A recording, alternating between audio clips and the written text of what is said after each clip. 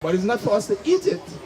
Here he give us other meats that we must eat. Things like chicken, beef, lamb, animals, well, birds without webbed feet.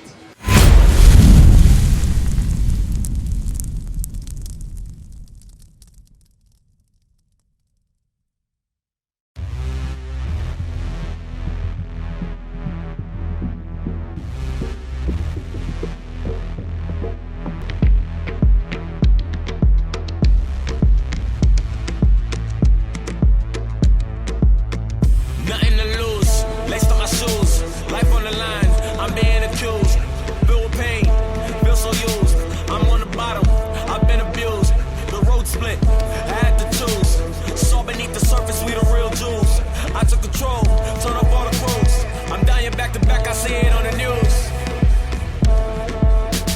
I'm dying back to back, I see it on the news, my alarm clock is ringing, should I hit the snooze? I thought reality was real, I'm really confused. It's a spiritual revolution. Most high word is solution. If you don't believe in it, then you're not. You know who this is. And people in the world, especially in the churches, is called him Jesus. But let me find out who Jesus is, shall we? Now, go ahead. Give me verse 1.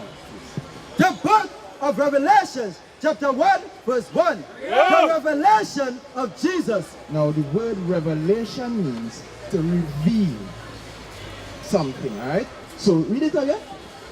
The revelation of Jesus Christ. So, this is the revealing of Jesus Christ. Now, let me get the way how Jesus Christ actually looked according to what the Bible says. Not according to what man say, but according to what the Bible says, right? Verse 30. Verse 30. And in the midst of the seven candlesticks, And in the midst of it, now this is John here. John is describing what he's seeing here. And he said, in the midst of 7 candlesticks, which is known as the menorah, go ahead. one like unto the Son of Man. You know who the Son of Man is? Jesus, right? Right? Clothed with a garment down to the foot. Now we have a long garment down to the foot. Go ahead. Gird and gird about the pumps with a golden girdle. His head and his hairs were white like wool. No, the Bible, John is describing Christ. He's saying his head, the head and the hair, and the hair and his head, sorry, and the hair and his face, like white like wool. That's 2 different, totally different things there. You're getting one is color and one is texture. White like wool, for example. The gentleman that's sitting there, his hair is white and woolly. We call it gray, but according to the Bible, we call it white like wool. Is this guy? Is this guy have white woolly hair? No. So I strike one for you, right? Right, I strike one. Go ahead. As white as snow, and his eyes were as a flame of fire. His eyes as a flame of fire. When you think of fire, where's the color that come to mind? Red, right? So, do that guy have red eyes? No. He had blue eyes, eh? Right, so I strike 2. Go ahead. Verse 15. And his feet like unto fine brass. No, it says here his feet like unto fine brass. Now, if I'm looking at your feet, I expect the rest of your body, where there is skin, to be the same complexion as your feet. Not so? All right. Now, what is color of brass? A brown, like a 5 cents, right? So that is brass, but it didn't finish there. Listen to it again. As if they burnt in a furnace. So as if it was burnt in a furnace. If you burn anything in a furnace, what complexion it come out? Exactly. So, who's there? Exactly. That's the lies that we've been taught in slavery. That is also a curse. You understand? So now, did it describe this guy or did it describe this guy? Did it describe this guy or that guy? That guy, right? Not saying that that's actually how he looked, but it's just a description of who he is. You understand? Right. Now, the brothers and them was going through basically different curses with you. Now I'm gonna ask you a question. In terms of meat, you eat meat? Do you eat meats? All right. Do you eat things like pork and shrimp and those things? I used to eat shrimp, so I don't eat pork. You don't eat pork as you, but you still eat pork, right? You know that eating pork actually is against God's laws? You know that, right? And you know there's a judgment for eating these things. No, you don't. All right, give me Deuteronomy. Let me get the curse of it first. Give me Deuteronomy 28 and 61. You have it?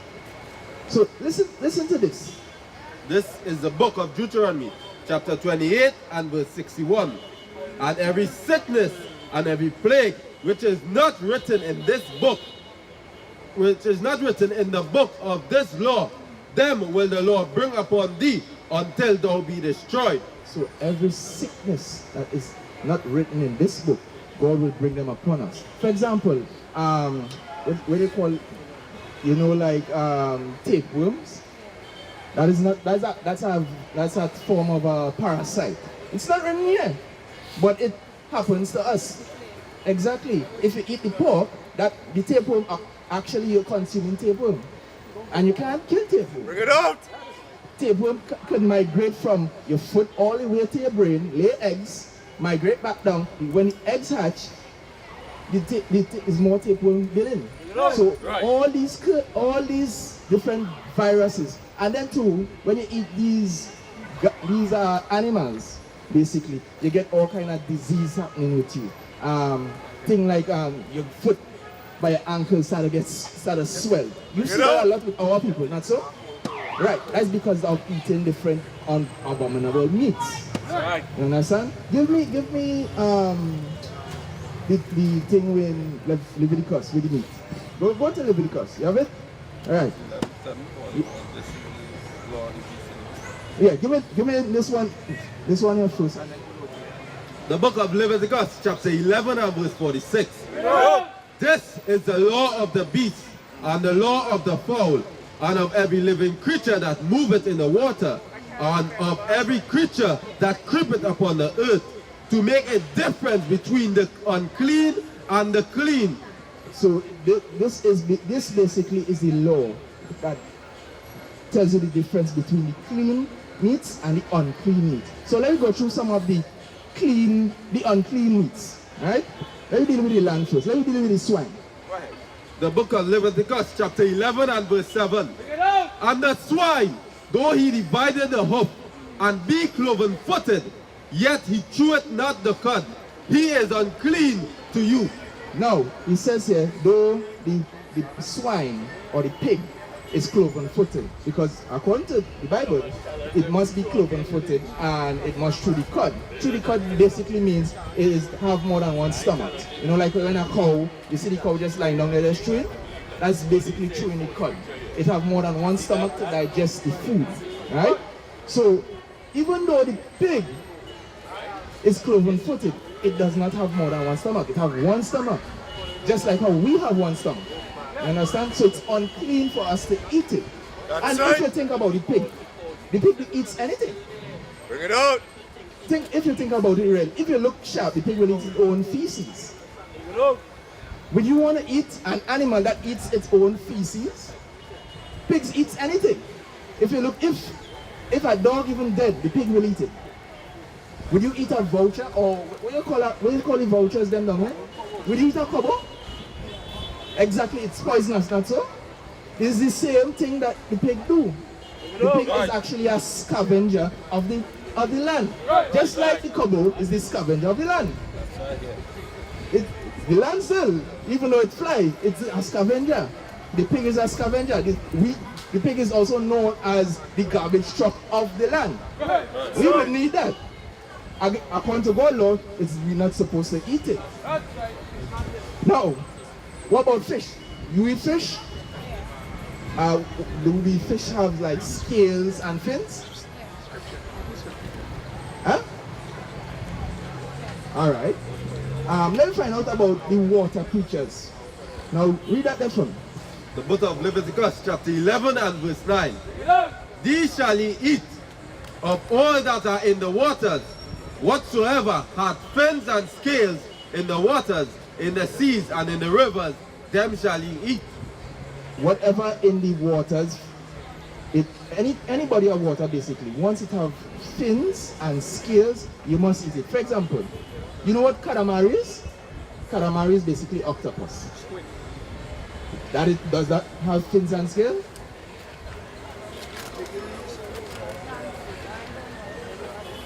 No, it doesn't.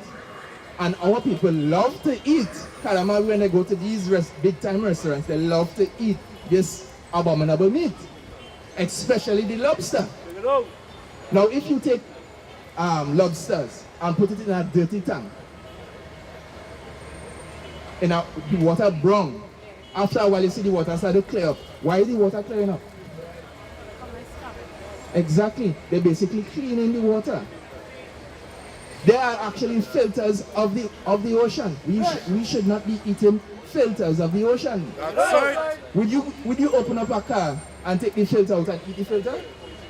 Basically, that is what we are eating when we eat these animals. Bring it out. You understand? So God is basically using these animals as cleaners so that we could live more healthy. But it's not for us to eat it. He give us other meats that we must eat. Things like chicken, beef, lamb, animals, well, birds without webbed feet. All these things. But we choose, because of sin, because the so-called, that guy decide to say, hey, no, you could eat it. No, that's the devil. That's right. That guy there is the devil, the Antichrist, Right. according to the Bible. You understand? Now, give me Isaiah 66 and 17, right? Read that. Let me see the judgment when, if we still choose to eat it, and when Christ come back, why are we eating it? Let me see what Christ is going to do. The book of Isaiah, chapter 66 and verse 17. They that sanctify themselves and purify themselves in the garden behind one tree in the midst, eating swine's flesh and the abomination and the mouth shall be consumed together, saith the Lord. Consumed together. Now, go a little higher than that. Go a little higher. Go up to my verse. Wait. Yeah, read that. Let me see. Let me get the understanding of it. Verse 15. For behold, the Lord will come with fire and with his chariots like a whirlwind, to rend his anger and his fury, and to rebuke with flames of fire. For by fire and by his sword will he plead with all flesh. Now, God said by fire and by his sword. You know what a sword was created to do in the first place? To kill what? To kill animals. So if you back in the Middle Ages, war, right? Exactly. You use the sword when you go to war to kill a next man.